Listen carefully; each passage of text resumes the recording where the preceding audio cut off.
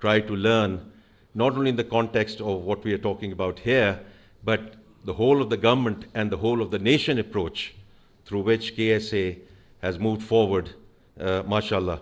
And therefore, we are very grateful for that offer, and we are certainly going to take you up on that offer.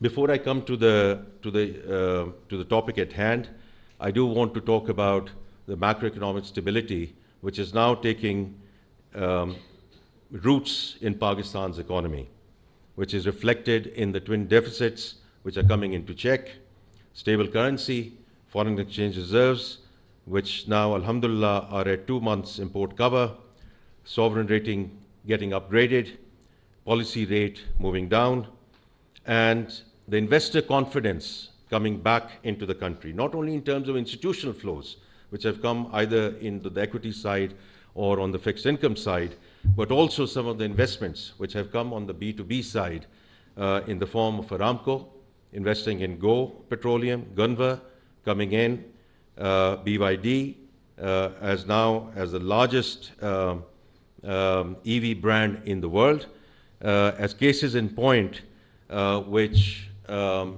reflect the confidence which is coming back into the economy.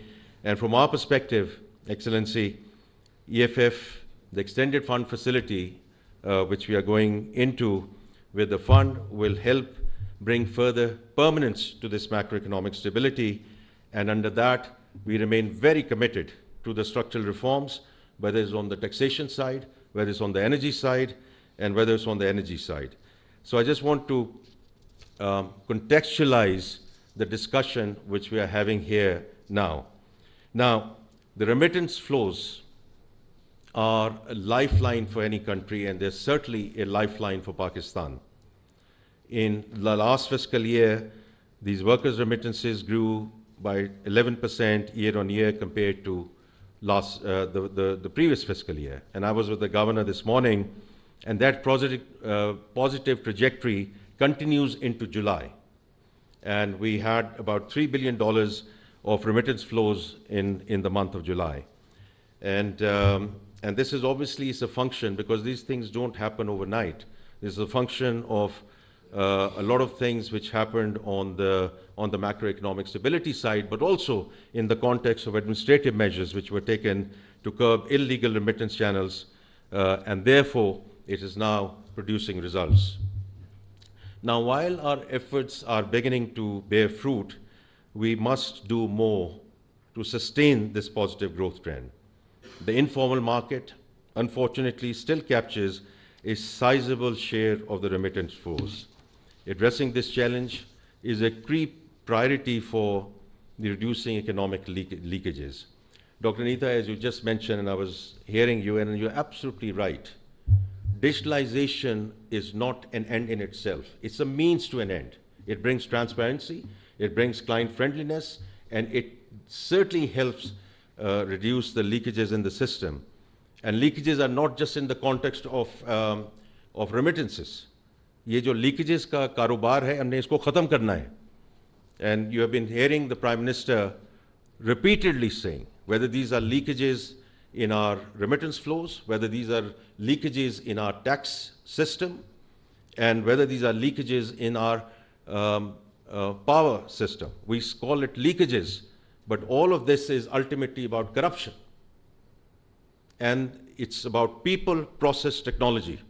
And we'll need to combine all of these as we go forward, because that's how this economy has to go forward, including the remittance discussion that we are having now. So that's why today's event is so important. The Buna Rast Connectivity Project holds great promise, and it ticks so many boxes. And I'm not going to go into that. I had a long speech which I had written, but Vikas has talked about it in great detail. Then Governor State Bank has talked about the upsides. Dr. Neeta, you mentioned that in terms of how imperative is this initiative, and we make the synergistic agenda make work, because by reducing complexity and the cost, it provides obviously an attractive alternative to formal and otherwise informal channels like Hawala and Hundi. And what I've been told is that it will add additional $6 billion, which in itself is very promising and I think is the right thing to do. The only thing, Vikas, which I don't agree with is the time period that you have given to me, which is 5 years. So I think the Prime Minister will also maybe talk about it. It's not going to happen in 5 years, my friend. We are holding workshop right now. Okay, very good, because I think it's important that we do get and materialize this upside because it's out there, and we have to bring it into the formal channel. It doesn't need and shouldn't require 5 years, and I'm sure you'll hear from the Prime Minister himself as well. The other thing is about financial inclusion, Dr. Neeta, and fully appreciate what you said. Also with respect to the diversity agenda and the fact that a lot of these remittances are being sent by women, so you're absolutely right. Another thing from my perspective, also in the context of my previous career, in terms of the compliance agenda, in terms of anything that you bring back into the formal channel, KYC, AML, sanctions, transaction monitoring. This is what is going to keep the country on a sustainable path and track vis-a-vis staying on the right side of FATF, because we never ever want to go back onto the grey list. And this is going to be a very critical component of that as we go forward. So I think it ticks so many boxes, and a lot of speakers before me have already talked about it, that we, from our perspective, are ready, willing, able to support, help, assist any way we can. And I not only speak on behalf of the Ministry of Finance, but whole of the government, and I'm sure the Prime Minister will speak about it as well, because we have to make it successful.